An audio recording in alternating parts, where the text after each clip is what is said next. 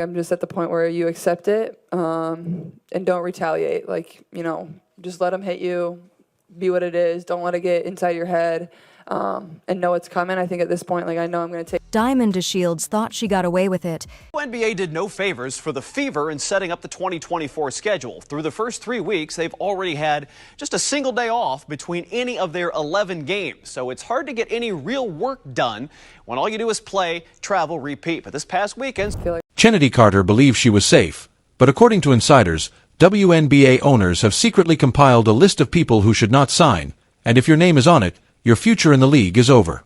Not a suspension. Not a penalty. Silence is a far more harmful thing. There was no press release. No formal declaration. Just a door that shuts silently and never reopens. It's not a conspiracy theory. By the end of this film, you'll be wondering how no one made the connection sooner, even when the evidence is there in front of you. Imagine this. Chicago Sky versus Indiana Fever. The clock is winding down. Suddenly, and at full speed, Caitlin Clark crosses the lane. Diamond drops her shoulder and collides with Shields head-on.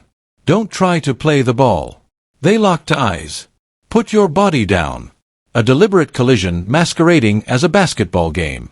The referees sound the whistle. Common foul. That's all. For a moment, the arena is silent. The crowd then erupts because they just witnessed a lack of defense. It was a declaration. With a hand outstretched, DeShields stood over Clark. Fake worry. A show. Furthermore, nobody in that building was purchasing it. In a matter of hours, the replay became viral. Millions of eyes are repeatedly viewing the same 5 seconds. DeShields thought the noise would go away as she returned to the bench, but something had already begun that she was powerless to stop. Because this is what she didn't comprehend at the time. You can't just walk on and body check the most valuable player in women's basketball history. No more. Not in this day and age. The invisible laws that determine who gets to continue playing have also altered, as have the league and the economy. DeShields simply hadn't received the memo yet. This is when it becomes both intriguing and scary. Fans were incensed as the track went viral. Questions were being asked by sponsors. The league's front office executives were chatting extremely quietly. Not in back channels, not at press conferences, nor on tape. What about the message that went viral? Brutal and simple. Efficient. The headache is not what we want. The list of things not to sign is written in that manner. There is no written record of it. Both an official message and a spreadsheet are absent. However, you have to ask yourself, what are the odds? When every team in a 12-team league loses a healthy, seasoned wing player who was once an all-star. The Chicago Sky/DeShields. Okay, it does occur. Teams have to make difficult personnel choices. She was then signed by the New York Liberty. She never received significant minutes. Only garbage time. Then it was gone once more. Then the Connecticut Sun.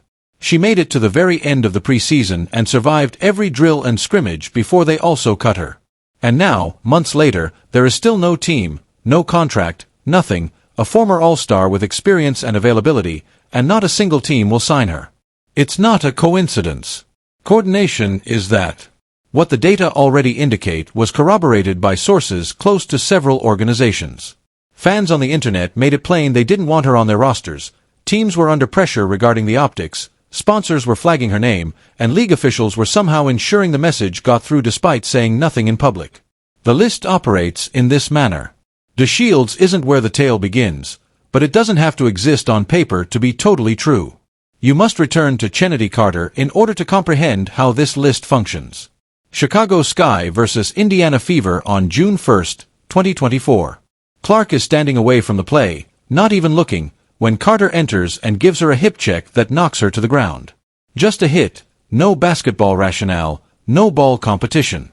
The referees classify it as a common foul. After reviewing the video, the league classifies it as flagrant, unnecessary, excessive, and away from the ball. What did Carter say when reporters questioned him about it following the game? I won't respond to any inquiries from Caitlin Clark. 5 phrases. It only required that. Within an hour, that quote appeared in every major sports outlet. Furthermore, Those 5 sentences conveyed more than simply haughtiness to every front office official in attendance.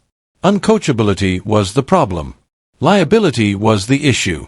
The player was not even willing to admit what she had done, much less make amends. Carter had a history of misbehavior. At this point, teams began to see a problem they didn't want to inherit instead of potential. After that, she never participated in another WNBA game. Every door in this league had quietly, effectively, and permanently closed, forcing her to pursue her career elsewhere. No press conference, no announcement. There was nothing except an endless silence. On the list, that is the first verified name. The do not sign list isn't limited to players, therefore this is where the tale gets more complicated. It seems to extend to broadcasting as well. Sheryl Swoopes is a Hall of Fame athlete with decades of reputation. A dependable voice in basketball media, she had established a reputable broadcasting career based on her achievements on the court. After that, she began criticizing Caitlin Clark. Publicly, on multiple occasions. She doubted Clark's NCAA scoring record. She promoted stories that analysts had already refuted, and when the Indiana Fever were pulling off one of the most spectacular comebacks in WNBA history, Swoopes would speak extensively about the team's progress while purposefully omitting Clark's name. Everyone who was watching could see that it was deliberate and not subtle. On national television, Stephen A. Smith criticized her. Nancy Lieberman fact-checked her on-air statements in public. When a Hall of Famer disseminates misleading information about the biggest star in the sport, it not only reflects negatively on them but also on the platform as a whole, which is why the criticism grew from all sides. Before the 2025 season began, the Dallas Wings fired her from their broadcast team. She was then completely removed from all league broadcasting responsibilities by the WNBA. A Hall of Famer was simply pulled off the broadcast schedule without any official justification or public remark. The list had expanded outside of the court, and all of a sudden it was difficult to ignore the trend. On-court aggressiveness, off-court antagonism, media attacks. All 3 categories saw the same outcomes: career disruption and silent removal. And a message conveyed to all viewers. You have to put basketball aside and consider commercial survival in order to see why the WNBA is defending Clark so vigorously. The WNBA was struggling to stay relevant before to Clark's arrival. Diminishing interest in some regions, slow growth, sponsors with little stake in the league, and broadcast networks that had been neglecting it for years.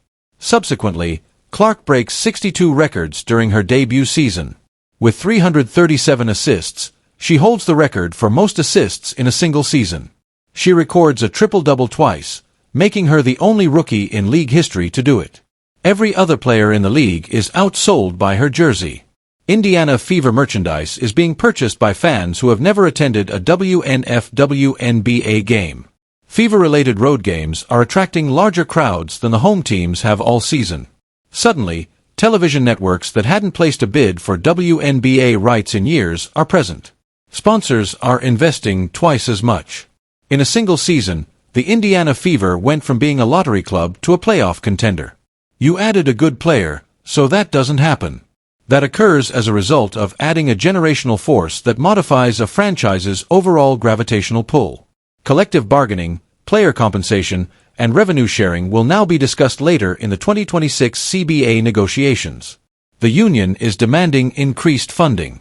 The league will only be able to defend its delivery if it can demonstrate to sponsors and television partners that the WNBA actually makes money. That proof is Clark. Therefore, when players begin to target her with cheap shots, media attacks, and coordinated hostility, they are doing more than just harming the league's reputation. Every other player's opportunity to bargain for a better contract is being deliberately threatened by them. Not only did DeShields, Carter, and Swoopes pursue Clark, but they also sought the leverage that the league as a whole required at the negotiating table. This explains why the repercussions were so severe and quick. Take a step back and see something from a distance. Within the same 12-month period, 3 well-known individuals and 3 career collapses were all associated with the same athlete. Just a stealthy, effective eradication without any official statements or explanations to the public. DeShields, who was released by 3 clubs and is currently unsigned, went viral on social media over not being able to move her possessions after being waived. Carter was essentially banished from the league in which she had established her career after being sent overseas. Swoops lost her broadcasting responsibilities and the platform that her Hall of Fame career had provided her. Just results, no statements, press releases, or openness. Because government blacklists are prohibited, this is the exact reason why the do not sign list is so strong and frightening. However, informal ones, those that use sponsor pressure, whisper networks, and carefully crafted back-channel conversations, seem to be quite acceptable. In one formal action, the league never had to mention Clark's name. They didn't have to. Every team received the message nonetheless, every executive recognized the significance of the quiet, and every player remaining in the league observed what transpired with DeShields, Carter, and Swoops and came to their own conclusions. This is the reality that lies beneath it all. Because they adore Caitlin Clark, the WNBA isn't operating a covert blacklist. They're running it because they've finally found what they've been chasing for 25 years. A player who makes casual fans care, sells out arenas, moves merchandise, boosts ratings, and draws sponsors. They won't let jealousy, cheap shots, or media animosity destroy that. The days of cheap shooting a celebrity, denying it in the media, and returning to the court the following week are long gone. This league's economics have changed too drastically for such culture to endure. Players who are unable to acknowledge how much Clark has changed, like DeShields, Carter, and Swoops, they will learn the hard way, quietly and forever. With no public statement to even argue against, the WNBA picked its future, and it made absolutely clear that anyone standing in the way of that future understood the cost. The list isn't a rumor anymore, it's a track record. Tell others about this tale if it opened your eyes. These connections aren't being made by the mainstream media. Yes, we are. This league is evolving quickly, so you won't want to miss what happens next. So like, subscribe, and enable notifications.